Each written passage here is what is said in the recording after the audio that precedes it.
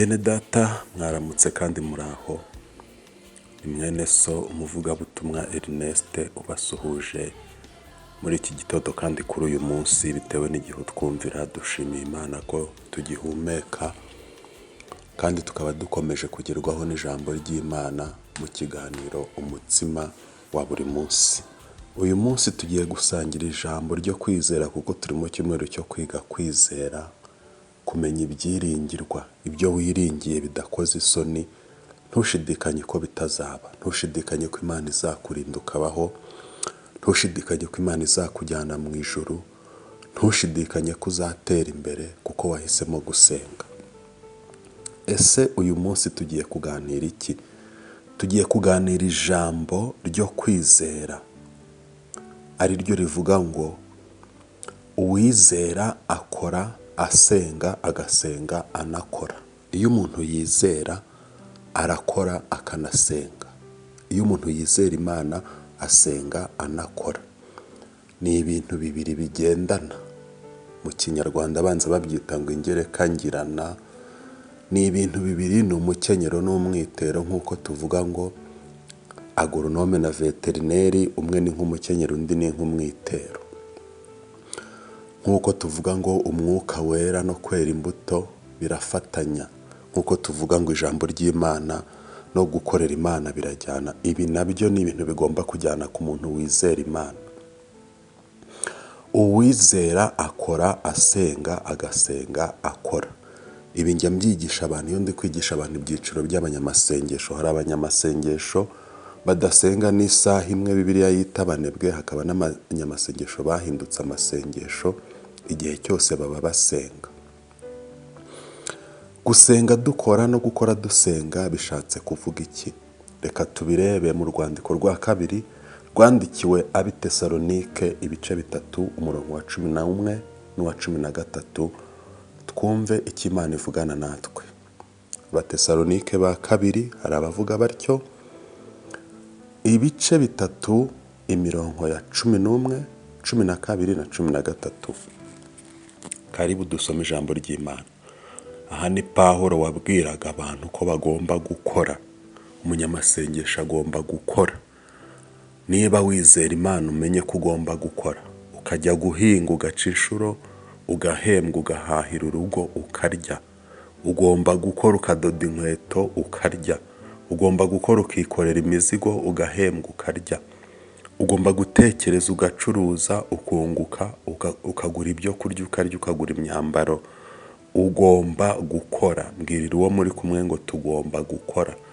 Iyo ukora gutyo ushyiraho isengesho, iyo usenga ukora gutyo, Imana yagura kwizera kwawe, ikagura imikorere, ugatera imbere. Kandi umuntu asenga, icyiciro kikwereka ko ufite amavuta. Muntu usenga uri kunyumva, ni ukudasuzugura akazi, ukiha gukategoriza utuzi kandi nta na kamwe ufite. Nigashake kabe gahemba 1000 ku munsi, jya mu kazi. Imana itabara umuntu ukora. Imana iporomotinga umuntu ukora. Ugaha agaciro abaturage niba wakira abaturage, ugaha agaciro abarwayi niba uvura kwa muganga, ugaha agaciro abakristo niba uri pasiteri, ugaha agaciro abaturage niba ucunga umutekano, ugaha agaciro abaturage niba uri umutekinisiye. Ukamenya kwakira abantu no kubitaho, ukumva umuntu cyakubajije ukamusubiza, uguhamagaye ukamwitaba, ukwandikiye ukamusubiza. Reka dusome Abatesalonike ba kabiri, ibice 3, umurongo wa 11, 11. Twumvise yuko hari bamwe bo muri mwe bagenda bica gahunda, batagira icyo bakora, ahubwo bakaba bakazitereyemo. Uyu murongo urawumva? 12. Nuko rero abameze batyo turabategeka, tubihanangiriza mu Mwami Yesu Kristo, gukora nituza, ngo babone uko barya ibyo kurya byabo ubwabo. Umurongo wa 13 tunawusorezaho. Ariko mwebweho bene data, ntimugacogorere gukora neza, akira ijambo ry'Imana. Ese gukora neza ni iki ku muntu wizera Imana usenga? Gukora neza ni ugukora akazi kawe ukakarangiza. Dufite abantu benshi baba mu rusengero, nyamara iyo bagiye ku kazi bakora isaha badakora akazi. Imana ikubabarire. Uwiteka ashaka ko ujya mu kazi ufite gahunda. Ugeze mu rugo mbere yo kuryama ugiye gusenga, fata gahunda y'ibintu uzakora ejo mu kazi, uhangayikishwe nabyo. Niba ari dosiye y'umuturage, hangayikishwa nayo. Niba ari ibyo uzacuruza, hangayikishwa nabyo. Ujye ku kazi ubikore. Niba mutaha saa 9 zikagera utarabikora, uraguma ku kazi utaha ubirangije. Uko niko gukora k'umuntu wizera. Iga kuvuga neza mu kazi. Umurongo wa 13, Pawulo arakubwira ngo ariko mwebweho bene data ntimugacogore gukora neza. Gukora neza, iga kuvuga neza ku kazi. Vugana neza n'abo mukorana. Niki Imana yagushyiriyeho. Vugana neza n'abo uyoboye. Niki Imana yabaguhereye. Akira neza abaturage. Akira neza abagana ibiro byawe. Akira neza abagana butike yawe. Ubaha umukiriya. Iyo wubashye umukiriya uba wubashye Imana yamukoherereje. Iyo wubashye umuturage uba wubashye Imana yamwohereje mu biro byawe. Ca bugufi kuko ijambo ry'Imana riragusaba gukora neza. Niba uzi ko wizera ijambo ry'Imana ukizera Imana. Kuko Bibiliya iratubwira ngo utizera ntibishoboka ko ayinezeza na hato. Ndagira ngo nkubwire kuba kazitereyemo icyo bivuga. Ni ukutagira gahunda. Ugasanga umuntu ntagira gahunda. Mu gitondo agiye gusenga muri Nibature. Avuye muri Nibature agiye gusenga muri gurupe. Avuye muri gurupe agiye mu iteraniro rya buragorobye. Ni byiza. Ariko ayo masengesho ntabwo ari ay'umuntu wizera Imana, ni ay'umuntu wayobye. Utese nayobye gute? Amasengesho y'umuntu utarayobye ni amasengesho arimo gukora. Jya muri Nibature, nuva muri Nibature ujye ku kazi. Nuva ku kazi ujye muri buragorobye. Bihore bityo ukwezi gushire, ku kazi baguhembe, no mu ijuru baguha amakuru, umenye uko ukora umurimo w'Imana. Numara guhembwa ugura inkweto wambare, ugura ipantaro wambare, ugura ibyo kurya utekera abana, wishyurira abana minerivare. Umaze ukwezi utarakora, uri gusenga gusa. Urera imbuto mbi byanze bikunze. Ugiye kwanduranya, ugiye gusabiriza, ukoze izina ry'Imana isoni. Ibi Pawulo yabibwiraga ab'Itesalonike, ariko uyu munsi Pawulo nitwe tukwigisha. Abatesalonike ni wowe uri kutwumva. Imana ivuganye nawe ngo wisuzugura akazi, wiba inyanda mu kazi. Nta kazi k'umunyagara, ntawe ukinasenga, ntawe ukinahinga, ntawe ukinayiga, ntawe ukinakora akazi. Niba uri umukirina, kora akazi kawe neza. Umunyamasengesho agomba gukora, kandi umukozi agomba gusenga. Umuntu wa kabiri ari we dusorezaho uyu munsi. Umuntu nawe ujya mu kazi, ukagenda saa 11 ukajya mu kazi ukagakora saa 6, ukagakora saa 11 z'umugoroba, ugataha saa 3 z'ijoro, ugahira mudasenze, ejo ukaguma gutyo. Uri umukozi ariko nturi umunyamasengesho. Nawe ntabwo wizera Imana. Urasabwa gufata akazi ukagakora neza, ukaba excellent, ariko ukongeramo amasengesho. Ndumva nifuza gusoreza aha message yumvikanye tugasenga. Kuko umurongo wa 12 uravuga ngo nukorera abameze batyo turabategeka tubihanangiriza mu Mwami Yesu Kristo gukora nituza, ngo babone uko barya ibyo kurya byabo ubwabo. Nta muntu uzagutunga, nta muntu uzagutungira urugo, nta muntu uzakwambika, nta kimana izakumarira niba udafite esprit de combativité. Kurwana, ukarwana ku buzima, ugakora, ukabwira Imana ngo nihe umugisha imirimo y'intoke zawe. Kuko biravuga ngo abakiranutsi bazagubwa neza, kuko bazatungwa n'imirimo y'amaboko n'intoke zabo. Bishatse kuvuga iki? Amasengesho wasenze iyo ni imirimo ubushyize mu bikorwa itegeko rya Yesu ritubwira ngo dusenge. Ariko n'amakara wikoreye ku mutwe bakakwishyura, iyo ni imirimo. Iyo tubihuje tukera n'imbuto, tukizera Imana, Imana iravuga ngo mwana wanjye nagushimiye. Nta bihembo by'abiba bihari mu ijuru, no ku isi nta bizabaho. Abajya gusambana ngo bahabwe ibintu, abambura, umuntu akaguha amafaranga ukayamuheza burundu. Uwiteka avuganye nawe ngo koresha formule yo kwizera. Kwizera gukora, gusenga. Kwizera gusenga, gukora. Gira igihe cyo gusenga, gira igihe cyo gukora. Irinde gusabiriza.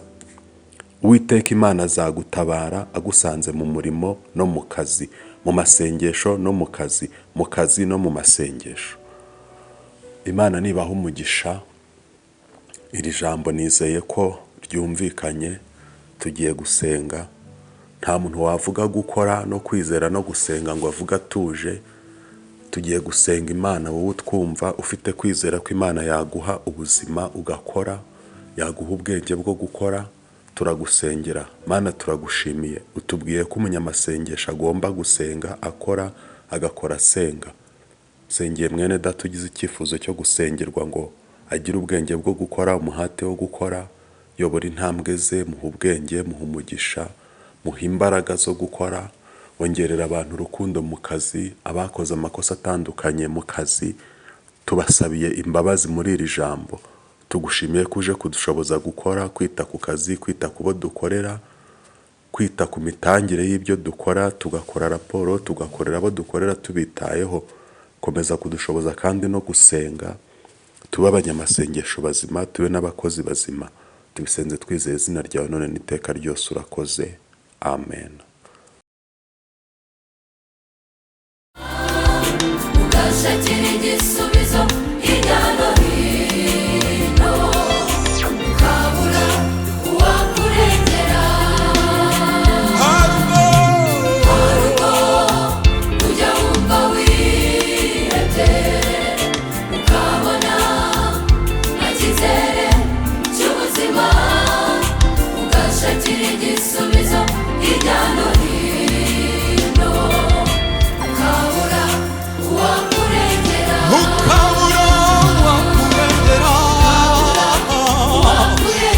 Hirya no hino ukabura uwakurengera. No mu miryango ukabura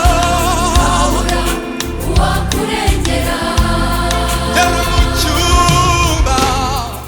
mu cyumba cyo hejuru, hejuru. Jyana umutima umenetse imbere y'Imana.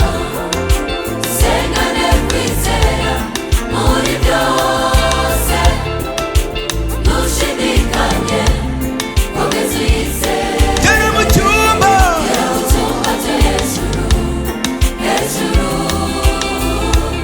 Jyana umutima umenetse imbere y'Imana.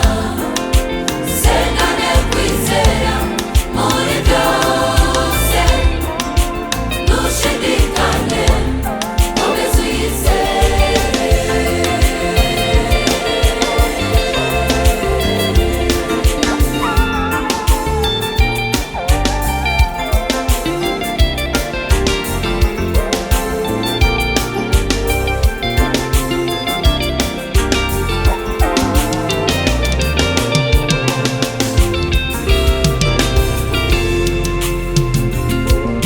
Izo mbaraga zazuye umwana w'umupfakazi, ubwo Eliya yazinganaga kwizera. Izo mbaraga zazuye umwana w'umupfakazi, ubwo Eliya yazinganaga kwizera. Izo mbaraga nizo zazuye Tabita ubwo Petero yasengaga yizeye.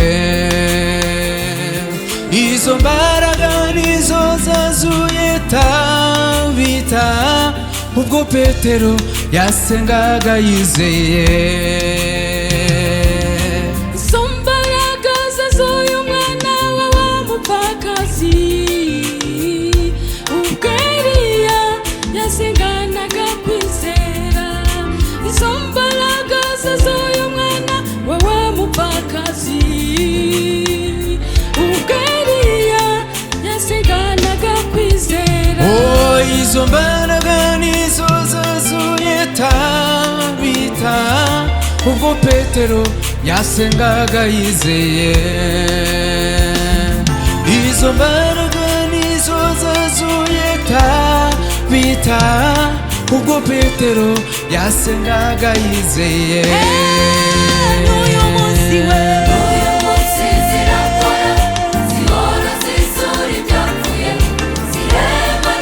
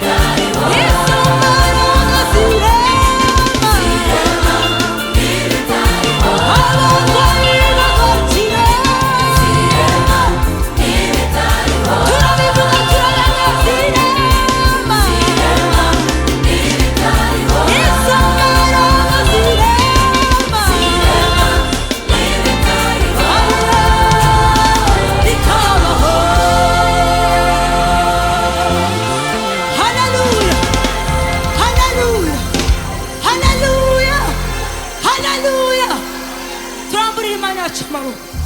Haleluya, haleluya. Turava gukomera kw'imana yacu. Yesu ashimwe. Turambura imana amaboko, tuvenga izo mbaraga zirarema. Haleluya, haleluya. Zirema n'ibitariho, zirema n'ibitariho, izo mbaraga zirema n'ibitariho. Abakristo gusa zirema, izo mbaraga zirema, turabivuga zirema. Nawe ubwawe uri bihamya zirema, izo mbaraga zirema, zirema,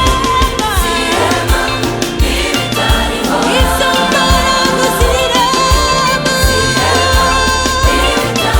tubihamya zirema,